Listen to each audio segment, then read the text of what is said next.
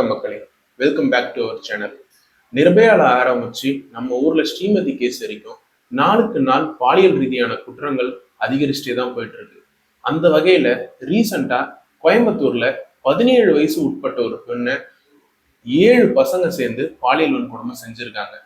ஆமா, இந்த கேஸ்ல வந்துட்டு அந்த பொண்ணு மைனர் ஒரு ஸ்னாப் சாட் செயலி மூலமா பழக்கமானதுனால ஃப்ரெண்டு அப்படின்னு சொல்லி போய் சொல்லி பழகி 7 காலேஜ் பசங்க ஒன்னா சேர்ந்து அந்த பொண்ணை பாலியல் வன்கொடுமை செஞ்சிருக்காங்க. அந்த பொண்ணுக்குன்னு அப்பா அம்மா இல்லை, பாட்டியும் அவளும் தான் வந்து ஒன்னா சேர்ந்து வாழ்ந்துட்டு வந்துட்டு இருக்காங்க கோயம்புத்தூர்ல. அந்த நேரத்துல ஃப்ரெண்ட்ஸ் தேடணும், யாரு கூட பேசணும் அப்படின்ற ஒரு காரணத்துக்காக ஸ்னாப் சாட்ல கிடைக்கிற ஃப்ரெண்ட்ஸ் கூட எல்லாம் சேட் பண்ணிட்டு இருந்தாங்க. அப்போ அந்த லோக்கல்ல இருந்த ஃப்ரெண்ட்ஸ் எல்லாருமே சஜஷன்ல காட்டினதுனால அவங்க வந்து பக்கத்துல ஒரு ஃப்ரெண்டு கூட பேசணும் அப்படின்றதுக்காக வந்த ரிக்வஸ்ட்லாம் அக்செப்ட் பண்ணி பேச ஆரம்பிச்சிருக்காங்க. அப்போ 20 வயது உட்பட்ட ஒரு பையன் வந்துட்டு லோக்கல்ல இருந்து மெசேஜ் பண்ண ஆரம்பிச்சிருக்கான். அவன் பக்கத்துலதான் ஒரு பிரைவேட் காலேஜ்ல படிச்சுட்டு வந்திருக்கான். அவனும் நாளுக்கு நாள் சேட் அதிகமாகவே இவங்க வந்து ஃப்ரெண்டை தாண்டி பாய் ஃப்ரெண்டை தாண்டி லவ்வர் அப்படின்ற ஒரு ஸ்டேஜ்ல வந்து லவ் பண்ற அளவுக்கு பேசிட்டு வந்திருக்காங்க. அப்போ இது எல்லாத்தையுமே தாண்டதுக்கு அப்புறம் ஒரு ஸ்டேஜ் எங்க வரணும், சரிவா மீட் பண்ணலாம், எங்கேயாச்சும் போகலாம், லெட்ஸ் டேக் எ டேட் அப்படின்ற மாதிரி ஒரு ரேஞ்சுக்கு வந்திருக்கு. அப்போ இந்த சண்டே மார்னிங் வந்துட்டு அவங்க பாட்டிக்கிட்ட நான் வந்து ஃப்ரெண்டை பார்க்க போறேன் அப்படின்னு சொல்லிட்டு வீட்டை விட்டு கிளம்புறாங்க. இவரும் வந்து எங்க போறோன்றத இவங்க வந்து சொல்லிக்கல அவங்க பாட்டிக்கிட்ட. இந்த பையனும் வந்துட்டு என்ன பண்றான்னா அந்த பொண்ணு மீட் பண்றதுக்காக வந்திருக்கான். 2 பேரும் வந்து ஒன்னா சேர்ந்து குனியமுத்தூர் அப்படின்ற ஒரு ஊருக்கு போயிருக்காங்க. குனியமுத்தூர் ஊருக்கு வந்துட்டு இவன் வந்து தனியா வந்து நான் ரூம் எடுத்து தங்கியிருக்கேன், நீ நானும் ஒன்னா சேர்ந்து அங்க போய் பேசலாம், இது பண்ணலாம், டிஸ்கஸ் பண்ணலாம் அப்படின்னு சொல்லிட்டு நான் வந்து காலேஜுக்கு ஹாஸ்டல் மாதிரி பசங்க கூட பீச்சில் தான் தங்கியிருக்கேன். பிஜி இன் சென்ஸ் அந்த மாதிரி ரூம் எல்லாம் ஒன்னா சேர்ந்து எடுத்து தங்கியிருக்கோம் அப்படின்னு சொல்லி குனியமுத்தூருக்கு கூப்பிட்டுட்டு போறோம். கூப்பிட்டுட்டு போனதுக்கு அப்புறம் என்ன ஆகுதுன்னு பாத்தீங்கன்னா 7 பசங்க ஒன்னா சேர்ந்து அந்த பொண்ணு வந்து தப்பா நடந்திருக்காங்க. இந்த விஷயம் எதுவுமே அவங்க பாட்டிக்கு அப்ப வரைக்குமே தெரியாது. அன்னைக்கு ஈவினிங் வரைக்கும் அவங்க பார்த்துருந்துருக்காங்க. அதுக்கப்புறம் நேரம் ஆக ஆக சாயந்தரம் ஆக ஆக அவங்களுக்கு பயம் வந்து அதிகரிக்க ஆரம்பிக்குது. அவங்க வந்து பக்கத்துல இருந்த போலீஸ் ஸ்டேஷன் உக்கடம் காவல் நிலையத்துல போயிட்டு அவங்க வந்து ஒரு கேஸ் ஒன்று ஃபைல் பண்றாங்க. அவங்க பேத்தியை வந்துட்டு காணோம் அப்படின்னு சொல்லிட்டு போலீஸும் வந்துட்டு இன்வெஸ்டிகேஷன் ஸ்டார்ட் பண்றாங்க. எங்க போனாங்க, எப்போ போனாங்க, யாரை பார்க்க போனாங்க, யாரோ ஃப்ரெண்டை பார்க்க போனாங்கன்னு சொன்னாங்க. அவங்க எங்க போனாங்கன்னு தெரியாதுன்னு பேத்தியை பத்தி பாட்டின்னு சொல்லியிருக்காங்க. அதுக்கப்புறம் போலீஸ் இன்வெஸ்டிகேஷன் நைட் எல்லாம் போயிட்டே இருக்கு.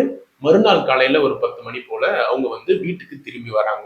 திரும்பி வரப்போ அவங்களுக்கு எல்லாருக்குமே அதிர்ச்சி, என்ன ஆச்சு, அவங்களும் வந்துட்டு கலங்கிய நிலையில வராங்க. அவங்கள பார்க்கும்போது அவங்க முகத்தை பார்க்கும்போது இவங்களுக்கே தெரியுது ஏதோ ஒண்ணு தவறா நடந்திருக்கு இரவு அப்படின்னு சொல்லிட்டு. அப்ப வந்து இவங்க கேட்கறாங்க இந்த கொஸ்டின், எதுக்காக போனேன், எங்க போனேன், யாரை பார்த்தேன் அப்படின்றப்போ நான் வந்து சோசியல் மீடியா ஃப்ரெண்டு ஒருத்தரை பார்க்க போனேன், இந்த மாதிரி ஆச்சு அப்படின்னு சொல்லிட்டு இந்த இஷ்யூ ரொம்பவே பெருசா போயிட்டு இருக்கு. அந்த பெண்ணுக்கு இவ்வளவு பெரிய அவலம் நடந்திருக்கு. 7 பசங்களையுமே வந்து அரெஸ்ட் பண்ணியிருக்காங்க.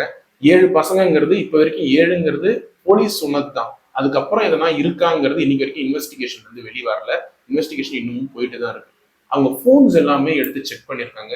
அந்த பசங்க எல்லாருமே வந்துட்டு ஆபாச படங்கள் பாக்குறவங்க, தவறான விஷயங்கள்ல ஈடுபடுறவங்க, போதை பழக்கம் உட்பட்டவங்க, இவங்க எல்லாருமே வந்து இந்த மாதிரி தவறான பாதையை நோக்கி பயணிச்சு கொண்டு வந்திருக்காங்க. அதனாலதான் வந்து இந்த பொண்ணை பேசி ஏமாத்தி இந்த மாதிரி ஒரு வன்கொடுமையில ஈடுபடுத்திருக்காங்க.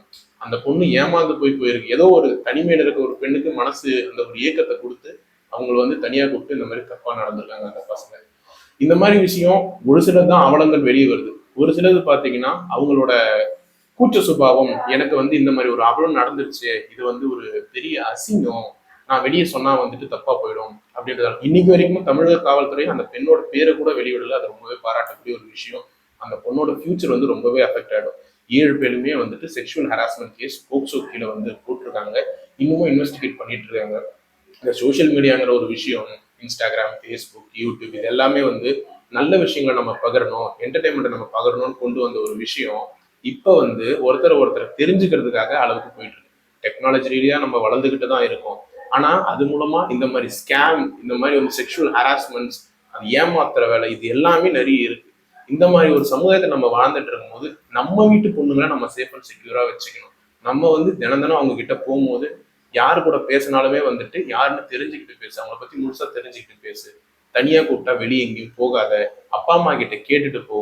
இந்த மாதிரி தவறான விஷயங்கள்ல அவங்க ஈடுபடும் போது நம்ம தான் வந்து அவங்க கிட்ட சொல்லி இப்படி கொண்டு வரணும். அது வளர்ப்புலயே நம்ம சொன்னா மட்டும்தான் உண்டு. நம்ம வாழ்ற சமுதாயம் இனிமேலும் மாறுமா மாறாதாங்கிறது பெருமாறியான ஒரு கேள்விக்குறியா தான் இருந்துட்டு இருக்கு. மாறுமா மாறாதாங்கிறது நம்ம சட்டத்தோட கையில தான் இருக்கு. சட்டத்திட்டங்கள் இன்னமும் கடுமையாக்கப்பட்டா அந்த 7 பேருக்குமே வந்து கடுமையான தண்டனை கொடுத்தால் மட்டுமே இந்த மாதிரி ஒரு விஷயங்கள் வந்து தடுத்து நிறுத்தப்படும்.